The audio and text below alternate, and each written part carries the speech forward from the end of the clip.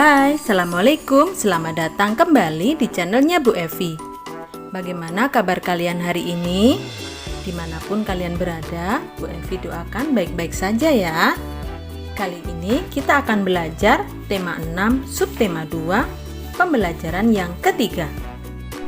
Kita akan belajar tentang perubahan energi pada pembangkit listrik tenaga air, gerak tari berdasarkan tenaga, serta permasalahan terkait lama waktu suatu kejadian berlangsung. Sebelum pelajaran dimulai, berdoa dulu ya, agar ilmu yang kalian peroleh nanti dapat bermanfaat. Selamat mengikuti. Minggu lalu, siswa kelas 3 berkunjung ke Waduk Jatiluhur. Waduk tersebut terletak di Purwakarta, Jawa Barat. Murid-murid senang sekali. Hari ini mereka masih membicarakan kegiatan tersebut. Kebetulan Siti tidak bisa ikut karena Siti sedang sakit. Namun teman-teman Siti tetap antusias untuk menceritakan apa yang mereka peroleh saat kunjungan di Waduk Jatiluhur.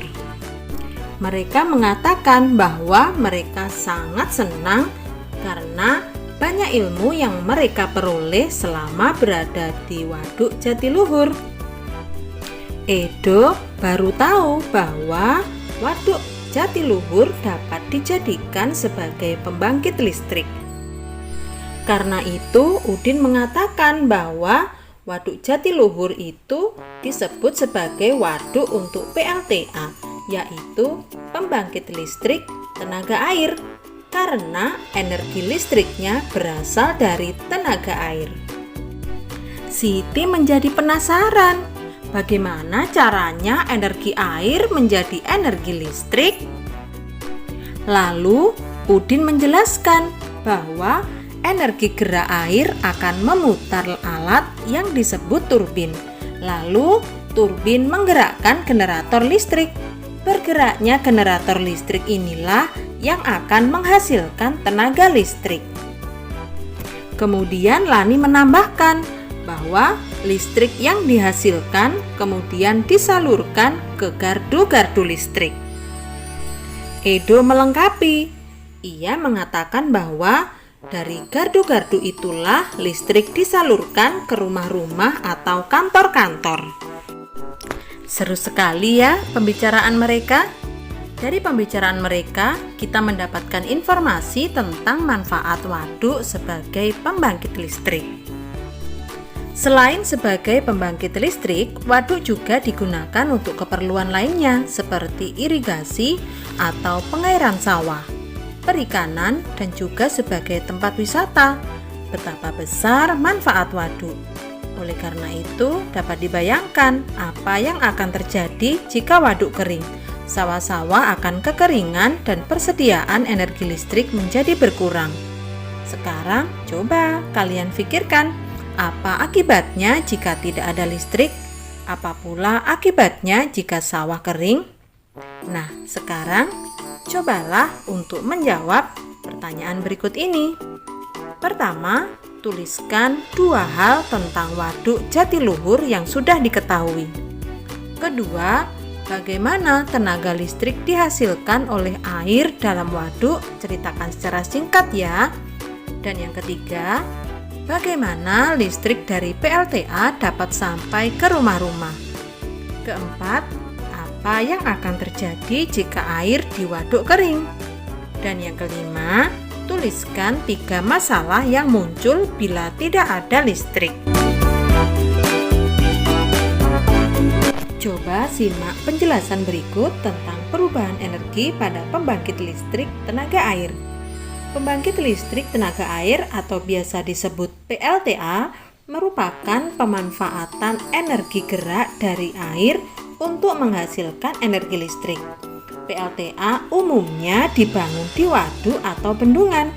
Pada PLTA, energi gerak dari air akan diubah menjadi energi listrik. Pengubahan energi gerak menjadi energi listrik tersebut membutuhkan alat berupa generator. Air yang mengalir memiliki energi gerak. air di waduk atau bendungan dialirkan. Energi gerak dari air akan memutar turbin. Putaran turbin akan memutar generator yang menghasilkan energi listrik. Kemudian, energi listrik dialirkan ke rumah-rumah menggunakan jaringan listrik. Jadi, perubahan energi yang terjadi pada pembangkit listrik tenaga air adalah energi gerak menjadi energi listrik.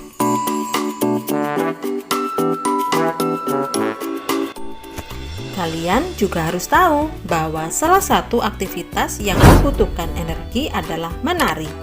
Gerakan tari itu ada dinamikanya. Dinamika tari meliputi cepat lambat, kuat lemah, tinggi rendah, dan lebar sempitnya gerakan.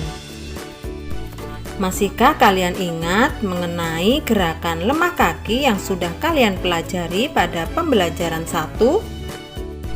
Nah, kali ini kalian akan mempelajari gerak kuat kaki pada tari.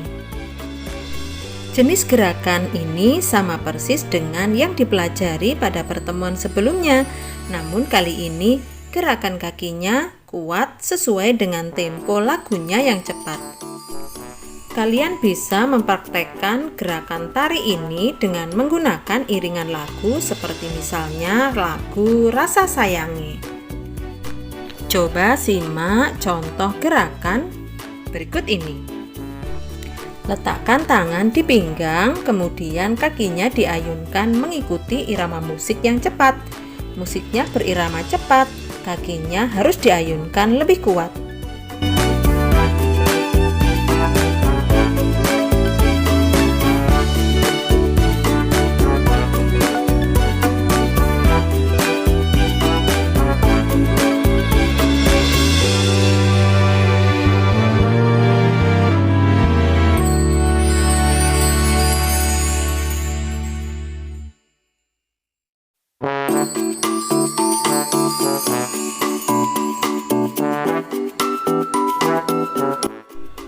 Semakin kuat gerakan pada tarian, semakin besar energi yang dibutuhkan. Bahkan seorang penari dapat bercucuran keringat ketika menari, karena menari menguras energi.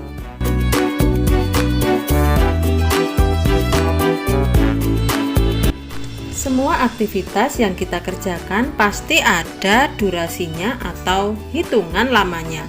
Coba, dapatkah kalian menjawab? Berapa lama kalian mandi pagi?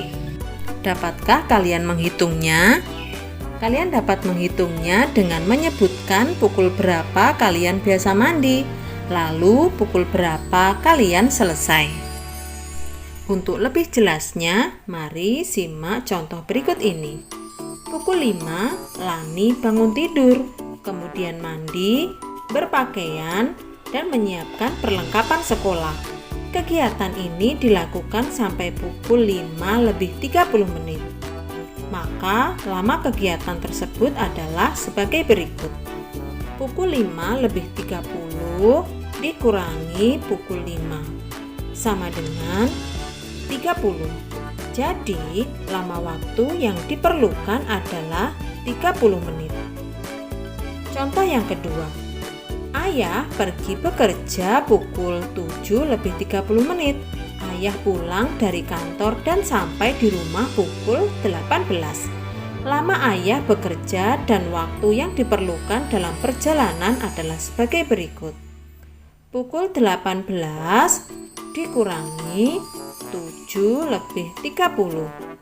Pukul 18 diambil 1 jam dan diubah menjadi satuan menit.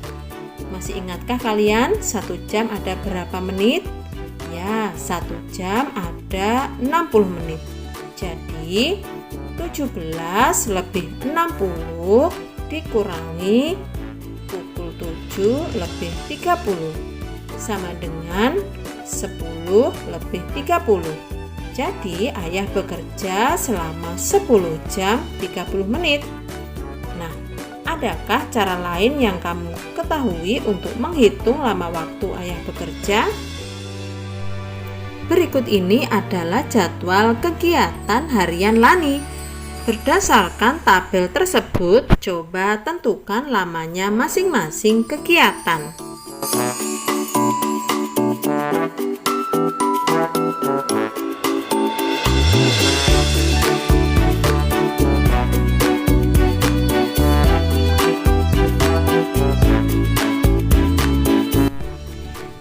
Demikianlah pembelajaran kita kali ini. Semoga yang kalian peroleh hari ini dapat bermanfaat ya. Tetap semangat belajar dan jaga kesehatan. Terima kasih. Wassalamualaikum.